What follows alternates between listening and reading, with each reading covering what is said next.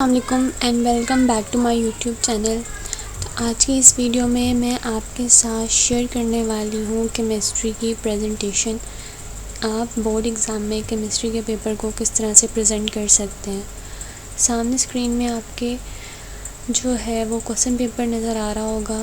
यहाँ पे आपको दो पार्ट्स दिए गए हैं। फर्स्ट पार्ट जो है वो शॉर्ट क्वेश्चन को रिप्रेजेंट कर रहा है, जबकि पार्ट 2 जो है वो लॉन्ग क्वेश्चन को रिप्रेजेंट कर रहा है। शॉर्ट क्वेश्चन में भी आगे फर्दर पार्ट है, question number 2, question number 3 and question number 4। Her question में एटलीस्ट 8 सवाल हैं, जिनमें से तकरीबन आपने 5 सवाल हर क्वेश्चन के अटेम्प्ट करने होते हैं।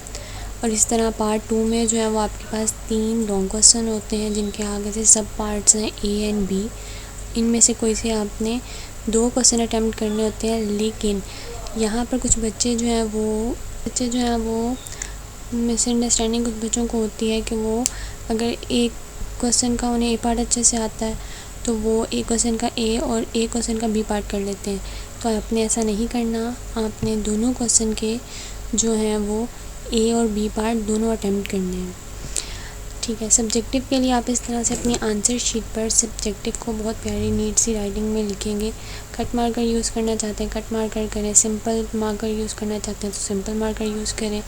ठीक है। अब आप सब्जेक्टिव में पार्ट 1 अगर अटेम्प्ट कर रहे हैं तो आप इस तरह से पार्ट 1 जो है उसकी हेडिंग देंगे पहले, फिर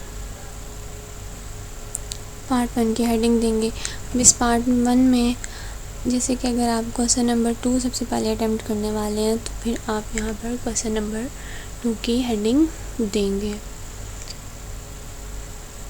इस तरीके से। ज़्यादा बड़ा लिखने की ज़रूरत नहीं है, बस आपकी पेपर प्रेजेंटेशन का जो बेसिक मोटिव है वो ये होना चाहिए कि आपका पेपर नीट एंड क्लीन लगे। क्वेश्चन नंबर 6 डिफाइन न्यूट्रलाइजेशन बहुत अच्छे से आता है, तो आपने यही नंबर अपनी आंसर शीट पर लिखना है। सवाल लिखना है या ना लिखना आपकी मर्ज़ी है। मोस्टली बच्चे क्वेश्चन नहीं लिखते, लेकिन जो क्वेश्चन आप अटैम्प्ट कर रहे हैं उसका एग्जैक्ट क्वेश्चन नंबर आपने लाजमी मेंशन करना है। जैसे कि मैं यहाँ पर क्वेश्चन नंबर 6 जो है उसका नंबर जो है वो मार्क कर दूँगी, वो लिख दूँगी। ठीक है। जैसा कि आप देख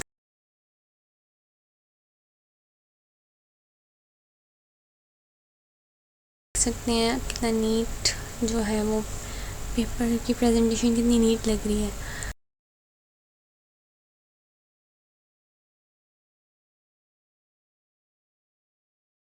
नंबर 6 में वो आपसे डेफिनेशन पूछ रहे हैं न्यूट्रलाइजेशन की, तो यहाँ पर हम न्यूट्रलाइजेशन की हेडिंग पहले मेंशन करेंगे। ठीक है। और उसके बाद जो स्पेसिफ़िक उसकी डेफिनेशन है वो मेंशन करेंगे, लिखेंगे, और साथ में उसकी एग्जांपल। याद रखें जितने इलेक्टिव सब्जेक्ट हैं या साइंस सब्जेक्ट हैं, अगर उनमें डेफिनेशन के साथ एग्जांपल दी होती है तो वो आपने लाजमी शॉर्ट क्वेश्चन में अटैम्प्ट करनी होती है।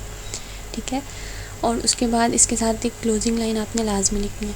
नेक्स्ट इसी तरह से देखें, आप इसमें से 5 सवाल अटैम्प्ट कर लेंगे। फिर अगर अब आप क्वेश्चन नंबर 3 जब अटैम्प्ट करेंगे, सेम एज इट इज़ जैसे आपने क्वेश्चन नंबर 2 की हेडिंग दी थी, आप क्वेश्चन नंबर 3 की हेडिंग देंगे, और उसमें से जो क्वेश्चन आपको ज़्यादा अच्छे से आता है आप उसी का नंबर सबसे पहले मेंशन करेंगे। ठीक है। अब यहाँ क्वेश्चन नंबर 3 में जो है वो उन्होंने पूछा था डिफरेंस बिटवीन सैचुरेटेड हाइड्रोकार्बन और अनसैचुरेटेड हाइड्रोकार्बन। तो आपने ऐसे ही डिफरेंस हमेशा सेंटर में लाइन लगा के दोनों स्टेटमेंट के दरमियान जो डिफरेंस है वो आपने चाहे डेफिनेशन की सूरत में, एग्जांपल्स की सूरत में बताएं, या और अगर उनमें कोई डिफरेंस है तो वो आप लिख सकते हैं, कोई इशू नहीं। लेकिन डिफरेंस आप हमेशा इस तरह सेंटर में लाइन ड्रॉ करके फिर ही लिखेंगे। ठीक है। इसी तरह से आप अपने बाकी क्वेश्चन अटैम्प्ट करेंगे। ठीक है। क्वेश्चन नंबर 4 के सारे पार्ट भी सेम ऐसे ही आप अटैम्प्ट करेंगे। अब आ जाती है हमारी पार्ट 2 की। तो पार्ट 2 लॉन्ग क्वेश्चन अटैम्प्ट करने के लिए आप अपनी आंसर शीट पे सबसे पहले जो है वो लॉन्ग क्वेश्चन की हेडिंग देंगे। ठीक है। लॉन्ग क्वेश्चन पार्ट 2 को कवर कर रहा है, उसके बाद आपने पार्ट 2 की हेडिंग देनी है। अब यहाँ पर आपको जो क्वेश्चन सबसे अच्छे से आता है आप उसकी हेडिंग देंगे। जैसे मैं उस लॉन्ग क्वेश्चन में क्वेश्चन नंबर 7 का ए पार्ट, जिसमें उन्होंने यूरिया और उसकी 3 स्टेजेस ऑफ मैन्युफैक्चरिंग पूछी है, वो अटैम्प्ट करने लगी हूँ। तो मैं उसके लिए पहले यहाँ पर क्वेश्चन नंबर लिखूँगी। जैसे क्वेश्चन नंबर 7 पार्ट ए, या सिंपल ए भी लिख दूँगी।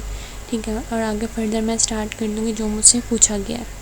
जैसे यूरिया के बारे में पूछा गया है तो मैं अपनी हेडिंग में यूरिया को लिखूँगी, ठीक है। उसके बारे में मैं जितना जानती हूँ, ठीक है, उसके रॉ मटेरियल्स के बारे में वो सब कुछ मैं पहले लिखूँगी।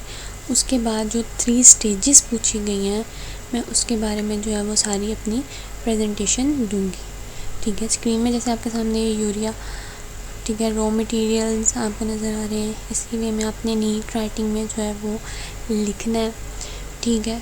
और उसके बाद नेक्स्ट जो है वो आप इसकी 3 स्टेजेस जो है वो इस तरह से मेंशन करनी है, ठीक है। इसमें एक अहम चीज़ ये है कि एक फ़्लो शीट, इसके आप एक फ़्लो शीट डायग्राम भी बना सकते हैं, ठीक है। लॉन्ग क्वेश्चन में फ़्लो शीट डायग्राम जो है ये आपके सामने आपको स्क्रीन पर नज़र आ रही है, इसको फ़्लो शीट कहते हैं। जिसमें जो पूरा हमने एक थ्योरी लिखी होती है वो सिंपल स्टेप में एक डायग्राम की सूरत में जो है वो हम स्टेप्स को डिफ़ाइन कर देते हैं कि किस स्टेप में, एक स्टेप के बाद कौन सा स्टेप आ रहा है, एक स्टेप के बाद कौन सा स्टेप आ रहा है। उम्मीद करती हूँ आपको ये वीडियो पसंद आई होगी।